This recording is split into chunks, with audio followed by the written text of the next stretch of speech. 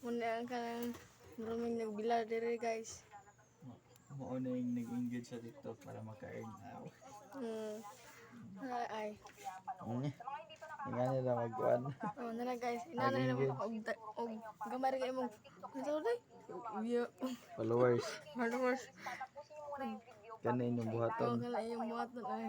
Para mapimos mo. Sa guys, tara. Na settings guys. Like kugan guys.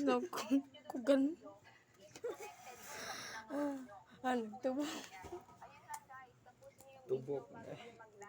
Yeah, guys. Yun po ang proper engagement na tinatawag. Ayun lang guys, follow nyo ako for more kasi araw-araw ako nagbibigay ng mga tips.